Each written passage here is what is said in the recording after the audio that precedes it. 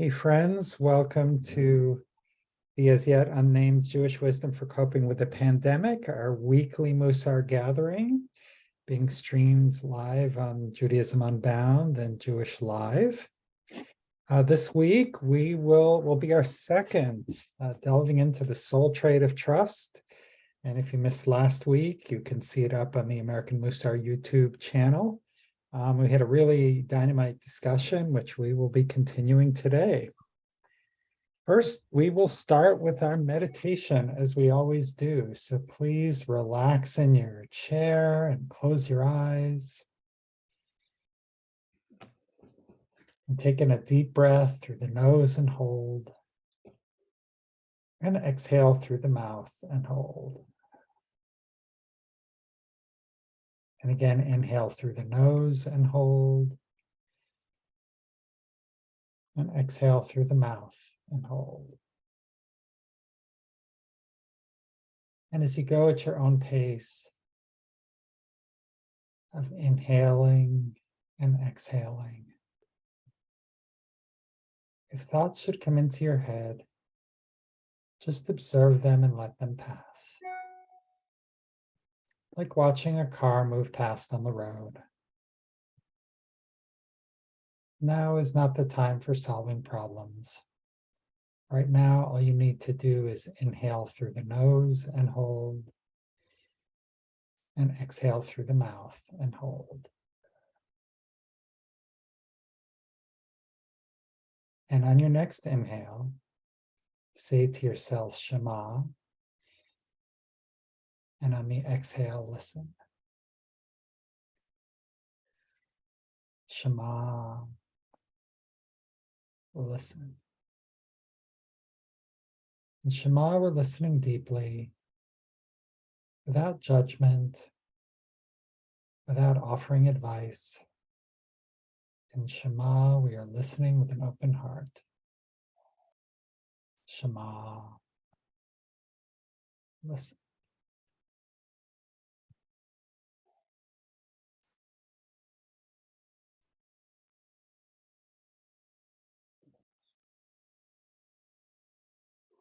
When you're ready, you may open your eyes.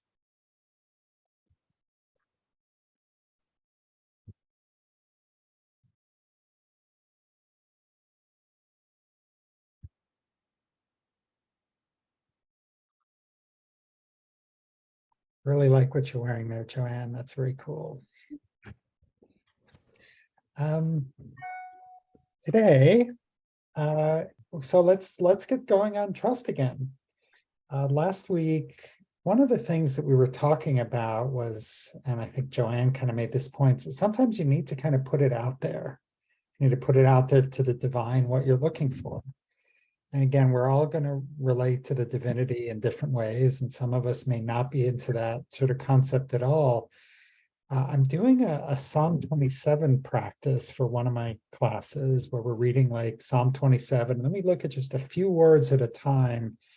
And then there's a book with all these reflections, and we journal on it, et cetera. And so there was something in today's reading which seemed relevant to kind of what we were talking about last week. Let's see if I can find it. There it is. So it's longer than our usual prompt to get started.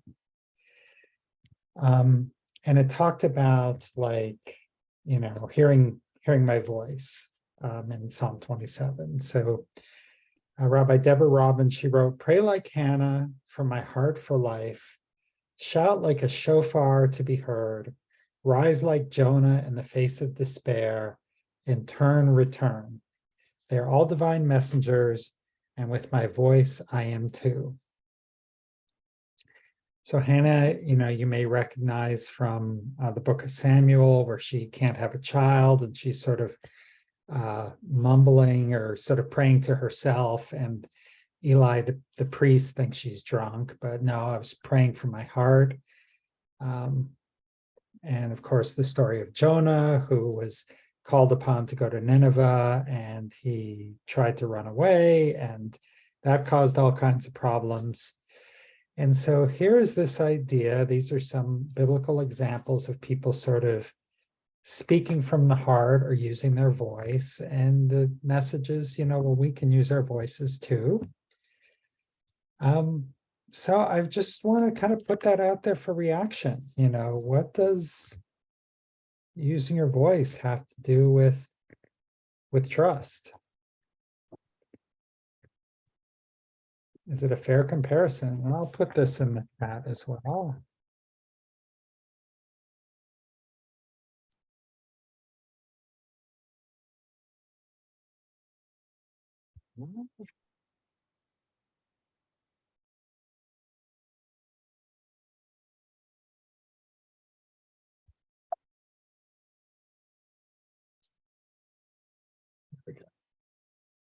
So, Joanne.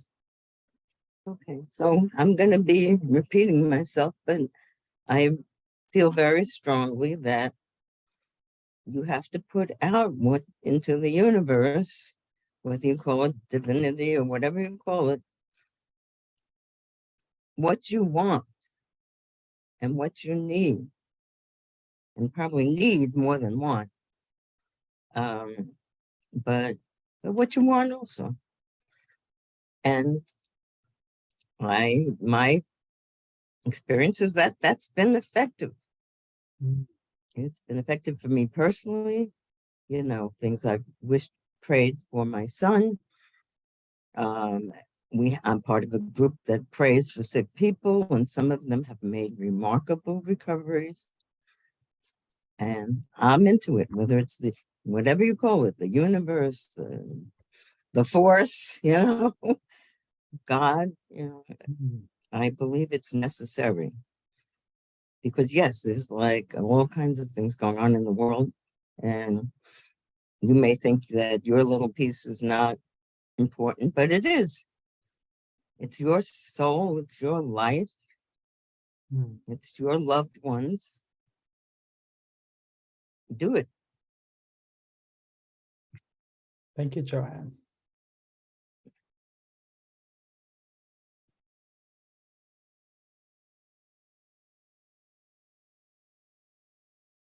Yeah, Linda.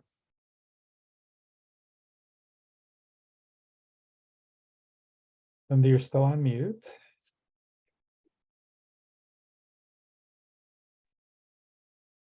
I hope this isn't considered blasphemy, but some of us question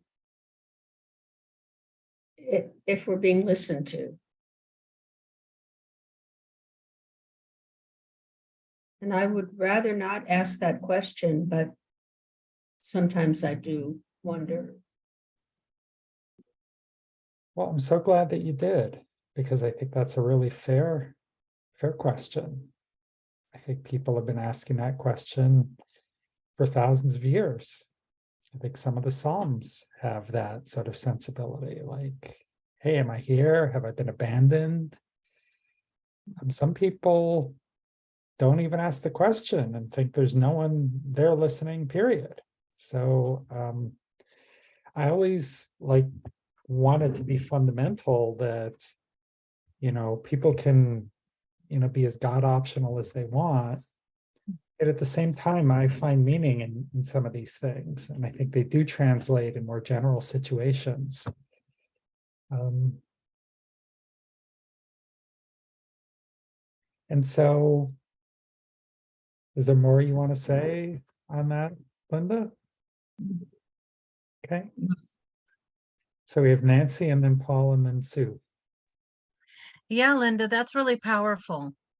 And the reason I say that is because when you said that, all of a sudden it just hit me that, yeah, are we really being listened to? But while we're being listened to, if we are, we're being judged.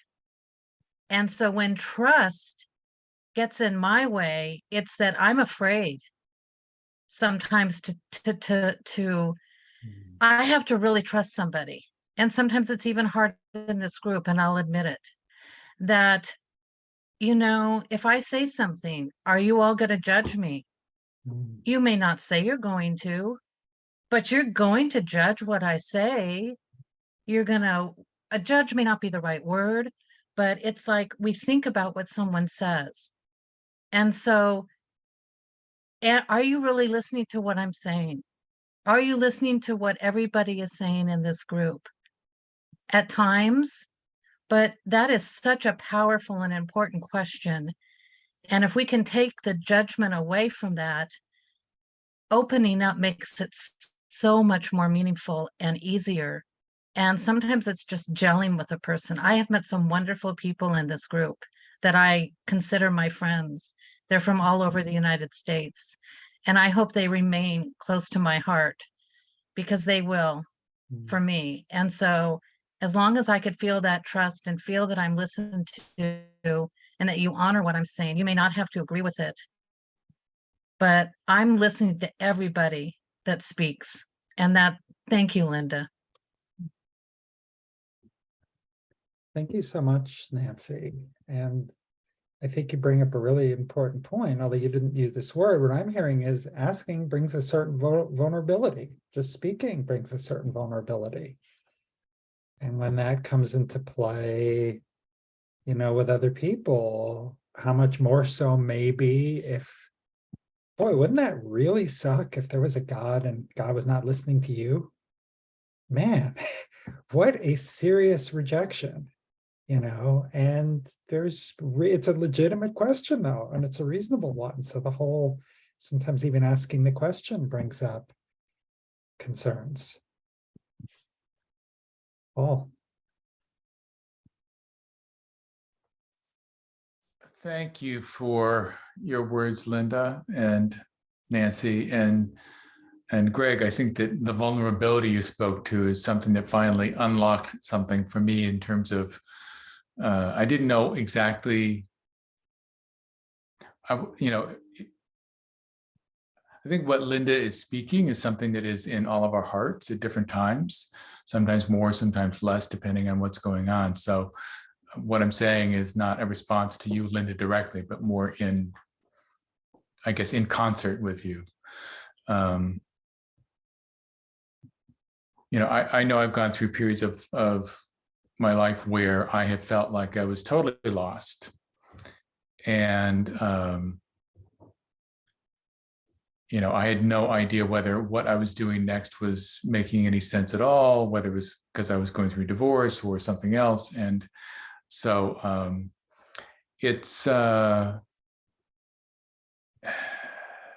think the vulnerability is the part that really speaks to me loudest at this point in my life anyway, that,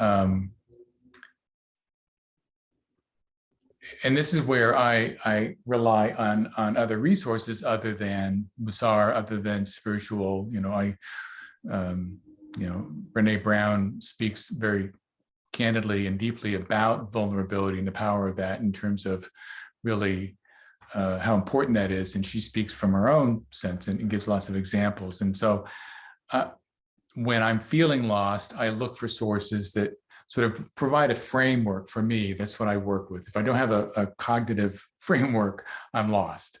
So for me, a cognitive framework of something like, this is why vulnerability works. Here's some research that supports it, blah, blah, blah. And then allows me to think back to times when I have experienced that and remember what it was like if I became vulnerable and what came out of that. And I think speaking up with her voice or trying to trust, seeing if I can trust the world, trust God, trust the universe. It is extremely vulnerable to do that. And I can say that in those times when I have been more vulnerable, I have been able to feel more at peace at the end of it, but that's not to say it wasn't terrifying at the same time. And there's always that risk, I suppose, of feeling at the end of it like, well, there was nobody there after all. And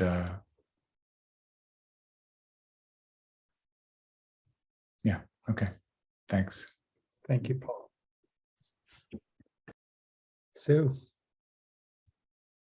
Well, thank you. I think, a lot of times it feels hard in this kind of a Zoom to even speak up. I mean, then you've got to unmute, and I just want to thank Nancy, because, oh my gosh, you were like Hannah speaking from your heart. And it was beautiful. And I was listening. That's the point, right? To listen. But what I was going to say before I heard you was that I was thinking back to what you said, Greg. I listened to the tape from last week about tie your camel, you know, and then trust. And your question here was, what does your voice have to do with trust? So that was a perfect example, because Nancy spoke her voice and from her heart, and there was trust there, you know, and it was beautiful. And I think that speaking up in whatever way you do that, the relationship between your voice and trust is that you're doing something like tying the camel. You're speaking up, you're expressing your opinion, you're tying that camel, and then after that you let go and you trust. So that's where I see the relationship between the two. Thank you, Sue. And glad you had a nice trip, and glad you're back. Erin. So for me, speaking up is part of a relationship, part of a conversation, part of how we develop trust. And I read something in Aish.com earlier today that I wanted to share that is fairly brief, and I think it speaks very well to this point. It says, is this the one? Hold on.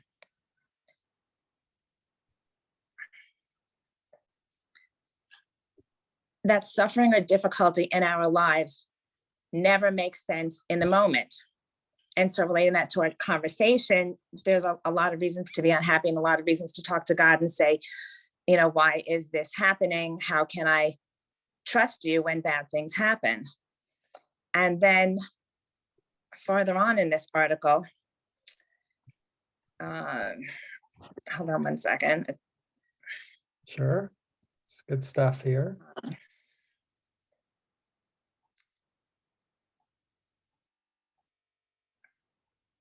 Let's see, okay. It says that when bitachon has taken root in you, you recognize how important it is to act on your own behalf. And so I think that also relates to speaking up. Making genuine effort to improve yourself, your relationships, and other circumstances in the world is a sign that you understand and accept your real responsibility for yourself in the world. It also reflects your acknowledgement of the gifts that God has already put into our hands. Yet with bitachon, we also recognize that the outcome of our actions is always beyond our control. And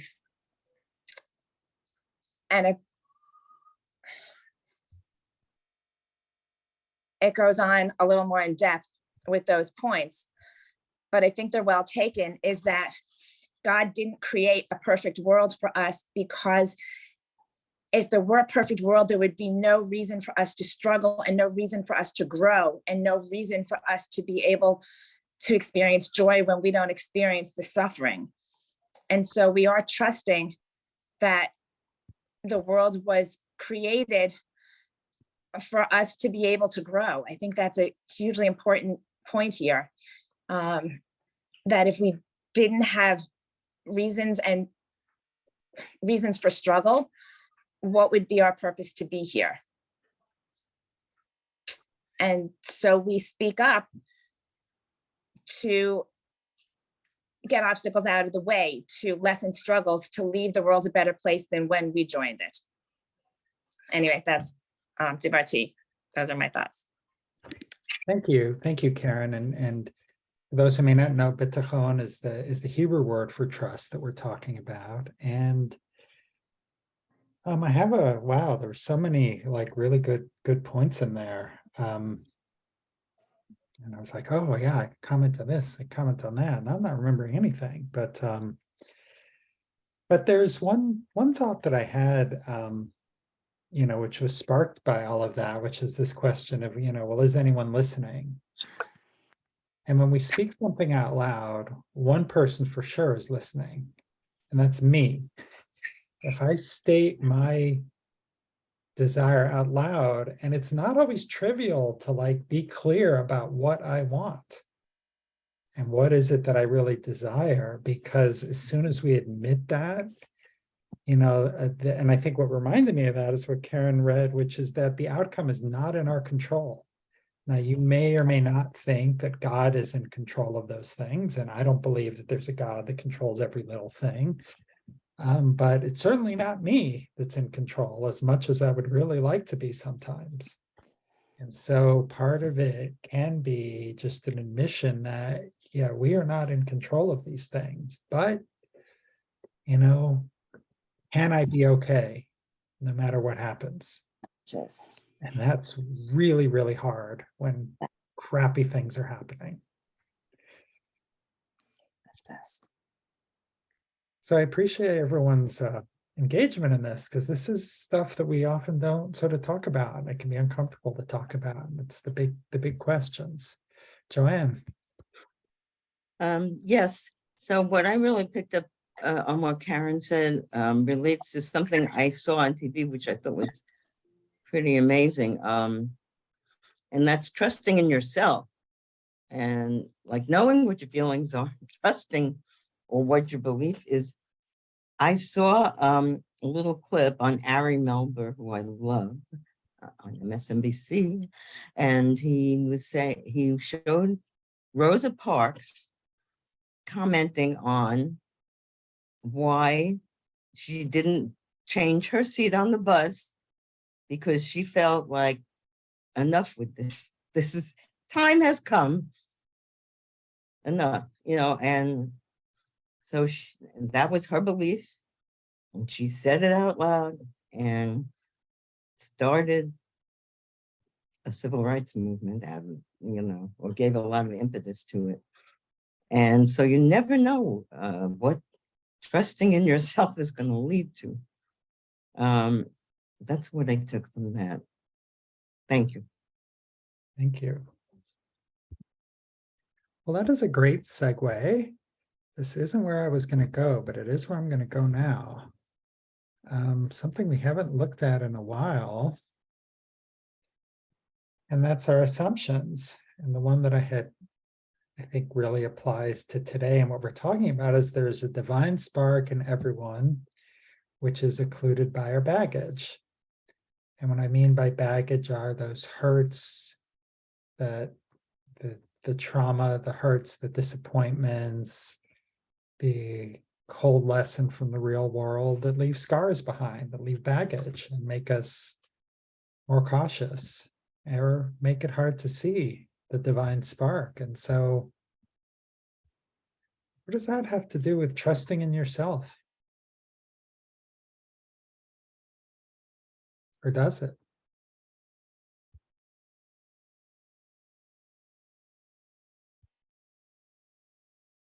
Paul. This reminds me, there was a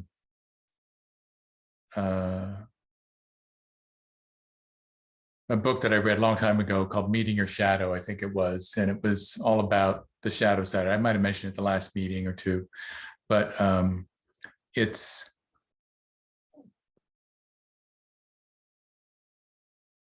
one of the ideas that came out of it for me is that there would be things that it was like as if I were walking around in my house and there was something that I couldn't see that I kept bumping into all the time. I kept tripping over it. And that is sort of this thing that sticks around that makes it's the occlusion for me. And I can't see it. Other people who watch me know that clearly something's going on because they keep avoiding something or I keep tripping over something, but I can't see it. I don't learn from it until I start noticing that every time I reach this certain spot in, within the house, I have to be conscious. I have to go, I can't see it yet, but I have to honor that it's there. So that's what that brings up for me. So trust for me is learning to trust my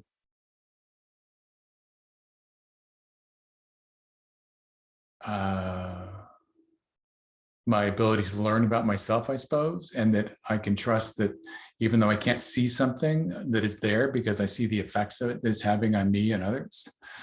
I don't know if that makes any sense at all, but that's what sprang up in my head just in that little quote. And so thanks. Thank you, Paul. And really appreciate like how deeply you're again sort of engaging with this and what it means for you and how it shows up in your life, and for sharing that. Hello, Ron.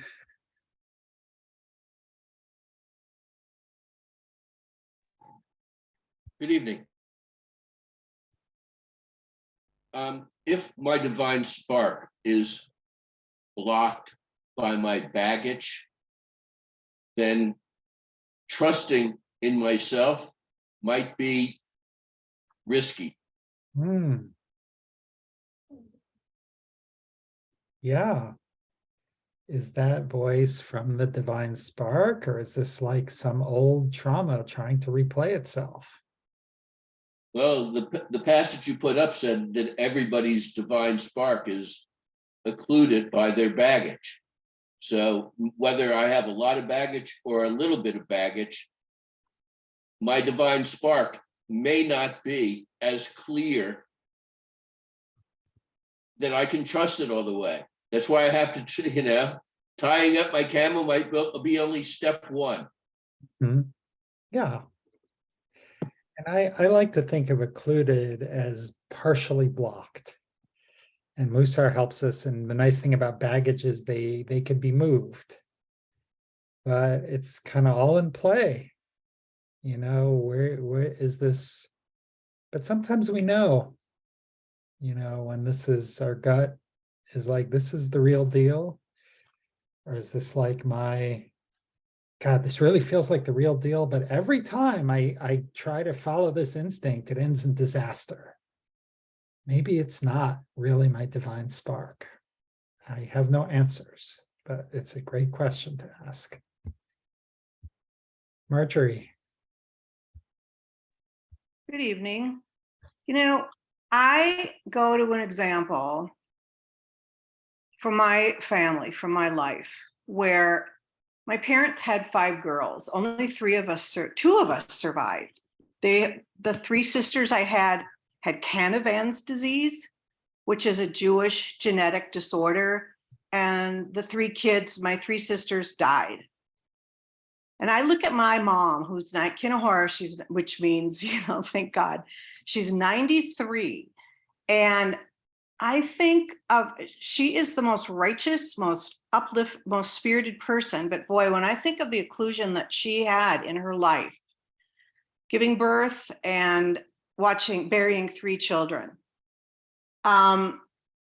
she could have been a very bitter, very angry person. But I think instead, she looks at life. She embraces life because she realizes how important it is. So that is really a great example for me in my life. I adore children. And I think part of that, it's because you have to appreciate the things, I trust that there's a reason for this. It made me develop a great appreciation for living, for healthy, normal people, and much more empathy for people that are that have disability, whatever it might be, or just tikkun olam in general. My mom is the most compassionate person. My dad, I think he was affected more by it. I won't say he was anyway. DeBarty. So that's. Well, thank you, Marjorie, and we're listening with an open heart. Yep. And thank you for sharing about your mom. Yep. I'm going to go on mute. Okay. On mute. Mute. And whether it's Frank or Linda. This discussion reminds me of reading Arthur Waskar's book, God Wrestling. And it also reminds me of taking a kind of introductory Kabbalah class when we bump up against something difficult, what we taught to do is to say, what a pleasure. And the idea is that in our daily life, we have to make decisions that are difficult. And the question is, do we do that? And what is, what propels us? Whether it's in the family, or in the community, or at work.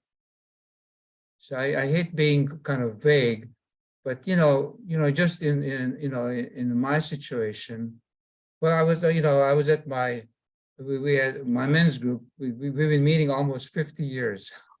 Wow. And there's a lot of changes. We lost some people, but we had a lunch together, and one of us was sharing about he has a special needs child, and he's in special, what's it called? Olympics, what is that called? Special Olympics. Special Olympics. And there was some real soreness by the people who ran it. And I was wondering where he was taking it. And again, the idea is that how do we maintain our integrity? And in this case, protect the children in terms of let the children have fun, or let the young adults have fun. Let them do these things. And actually, I was very fearful that he wasn't taking that step, but they were taking the step. They were to go on their own, because they were teams that will step away from the Special Olympics. So the idea again is that what is it worth fighting for? And we are, we were taught that our people, like when Jacob wrestled with the angel, they are God wrestlers. And again, how do we engage life every day? Obviously, we can't be wrestling all the time.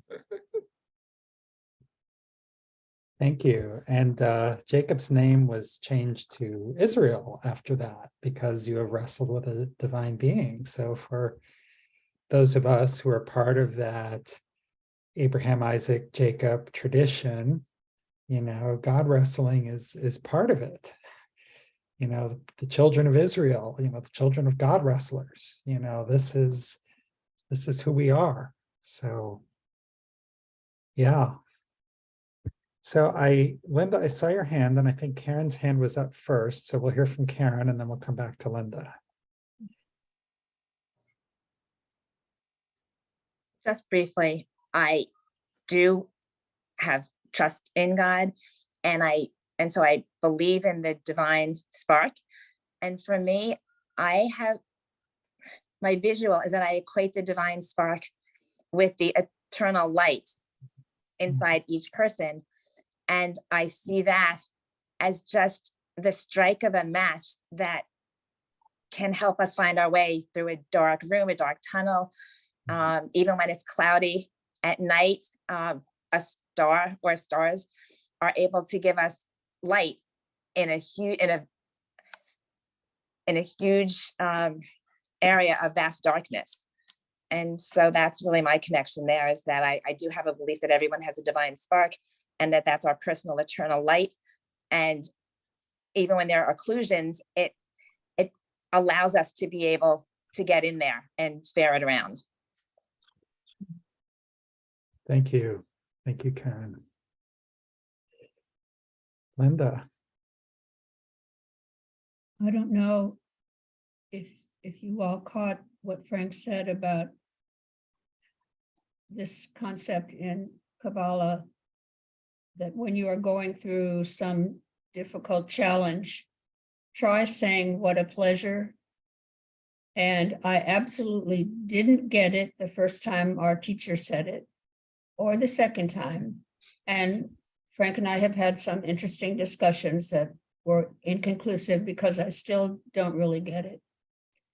That was one thing. And the other thing is, in my studies, we went through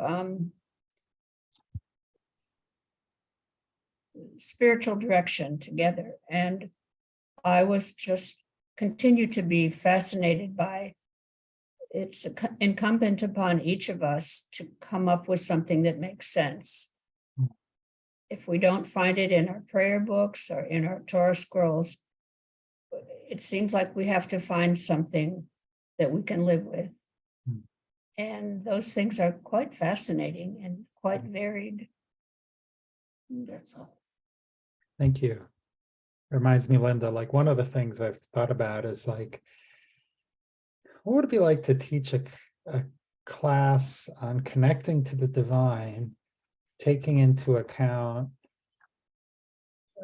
pluralistic Jewish views that go from like humanists that don't take into account any supernatural, possibility, through, like a Hasidic, very deeply spiritual and connected. So yeah, there's just like, there's so much here. And I think, within our Mussar perspective is what kind of a difference can it make in our own lives? And maybe just trying to find meaning of all of this is part of it. But it can also be, as Karen said, maybe just a spark of guidance. It's like, well, yeah. So, Nancy. Yeah, I wanted to touch on the divine spark for a second. I guess kind of a question is do you all see it in yourself? Do you all see it in others? And to me, it means that we are all unique. We all are special. So if we see that specialness and that uniqueness in everybody, we are connected in a different way than if we don't. And I've seen it where, unfortunately, with some of my friends, they don't believe in that at all. And they're usually very lonely people, very depressed people. But I think if I can open my heart up and see a uniqueness in everybody, and again, trust and not be so judgmental, then that opens a whole new world for me. And I just wonder if it's easier for people to see the divine spark in others and rather than themselves. And can each of you really say, I know what that divine spark is in me? If you can, I'm amazed by you. But I know people in my life who could not answer that question. They don't know what that divine spark is. They know what includes their divine spark because of all the trauma they've experienced, but they don't know what their own unique divine spark is. And I just almost feel like it's easier to see it in others rather than myself. Sometimes you need others to say something to you that really means something, that touched you. And then you feel that divine spark that, yeah, thank you for sharing to that person for them to be able to see it, if that makes sense. Thank you, Nancy. That was so beautifully said. Such a really deep, heartfelt question. Very real issue for so many people.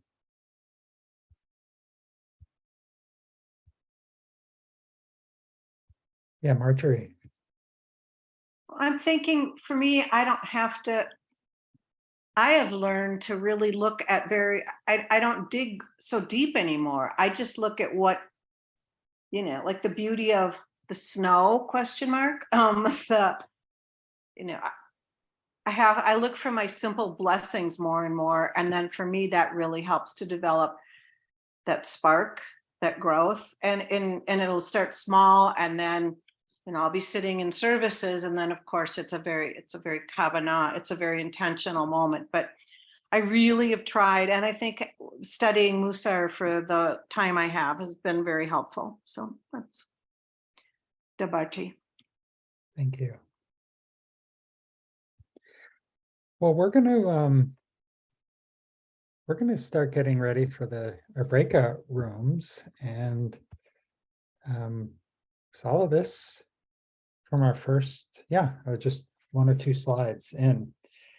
So Rabbi Abraham Ibn Ezra, 12th century sage in Spain, he wrote, "The past is no more, the future is yet to come. The present is a fleeting moment. Why worry? And one of the things that we didn't see, but it was on a previous slide, it was from Rabbi Bahya ibn Pakuda. It says, one who trusts in the divine neither worries nor laments. So, trust is one of these things. It was one of the things that we looked at last week, like why we're doing this struggle, why we are wrestling with this concept is because it can, I think, help cut down on worry. Because we've been talking about like the big, terrible things that happen. And sometimes we're just worried that like, oh my God, what if this happens? What if that happens? And the implications seem a lot bigger than maybe they really are. So, so kind of I'll put this in the chat and we can use this as to spark some discussion. And I also see Sue has her hand raised. Yeah, I love that quote. And one of the things I was thinking about just now, and I wanted to share, was that there's this, what I'm always trying to do is live more in that present moment. And one of the things I've read is that the things we worry about don't always, like 90% of it doesn't happen.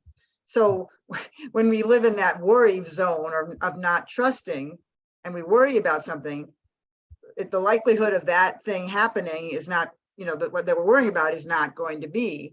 And there's such a beauty in being able to be in the moment and not worried about the future or dredging up all the past mistakes, and just being in that moment and realizing that what we're worrying about might not even happen. Yeah, no, that really spoke to me.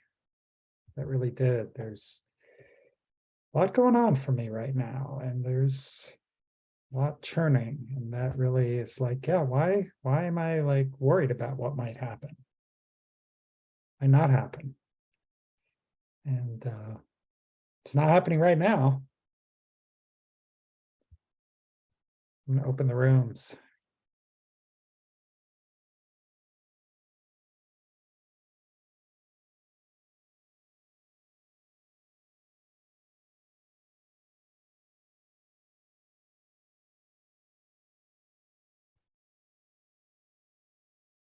I got lost for my Wi-Fi got lost. Ah, Okay, well, obviously back there. okay. Well, so would anyone care to share any insights or reflections? I suspect there's a lot of room for deep discussion, Mhm. hasn't shared as much today. You get Sure. first crack. Joanne.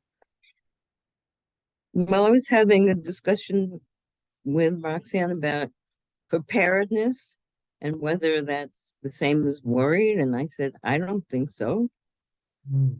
I think that's, again, a preemption of worry, because if you're prepared, like I set up the coffee pot for Shabbos, and then I put it on automatic after a certain time and on Friday morning, so that Saturday morning I'll have coffee.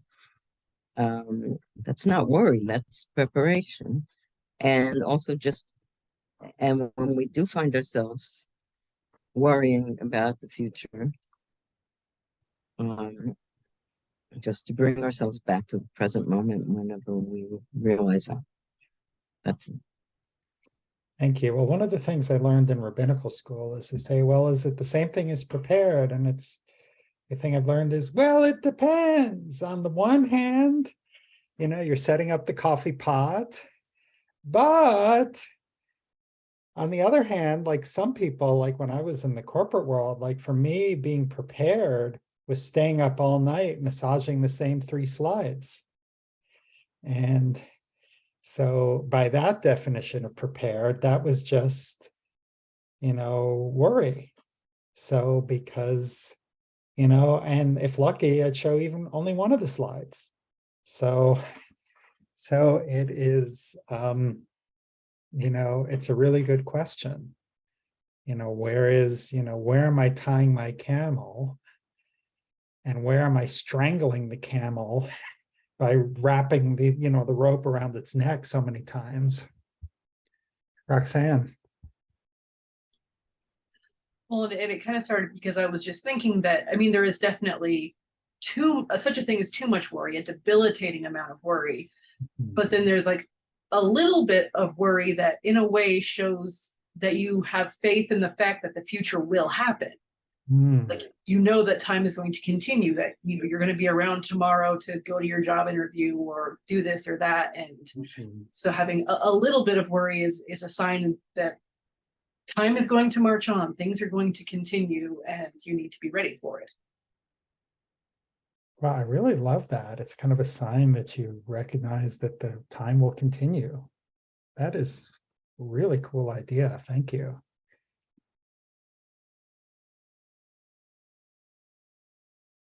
Any other thoughts? Yeah, Marjorie. Well, I was talking about, when you're talking about preparedness and worry, I used an example of my taxes. I'm not worried about it because I know that, I have to get them done, and there's just some things some documents that's like, yeah, I'll get it, and I have to, I do have a date that I have to have this filed by. So I have to start preparing, but I don't worry about it. It's also, it gives me impetus to get her done. Sometimes, preparing / worry is definitely a prompt, which is probably good for me. And then we also went to, the quote about, we went to, for example, living in the Ukraine, like, how does that apply if you're in a dire situation? And I commented, for me, even with these horrible, darkest moments in history or currently, I do think that there are little glimmers of light, how people are helping each other. The interviews I've seen on the news where people seem optimistic despite what they are enduring. So maybe that's what finding joy is about in these horrible situations. Maybe these people aren't giving up hope, that they have trust that things are going to be okay. You just can't give up completely. And that's another way that the divine spark can come in. It's like, I'm here with this other person, and yeah, there's sometimes we can't sort of see it, but sometimes we can. And when we're in relationship with other people, that's all about the divine spark and connecting with others and being inspired by others. So I think Marjorie will have the second to last word today, so, which means that I was the last word. It's time for us to wrap up. I want to say, so I don't forget, that I forgot to mention that I will not be here next week. I'm on a school retreat, so we will meet again in 2 weeks. But for now, we'll close our eyes and take in a deep breath through the nose and a nice leisurely exhale.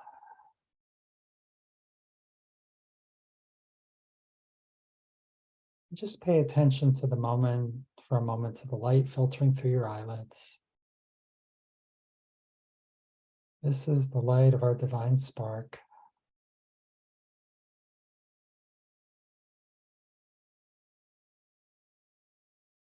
We're not sure, we can use this to remind ourselves that it's always there.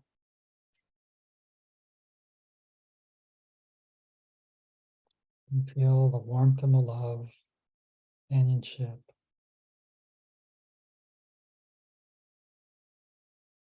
The knowledge that we're not alone.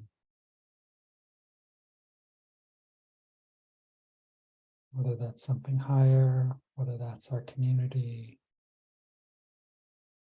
whether that's our friends, there are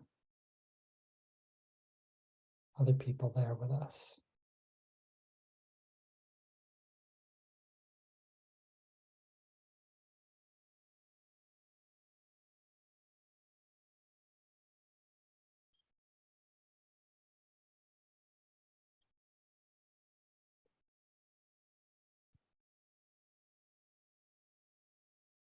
And when you're ready, you may open your eyes.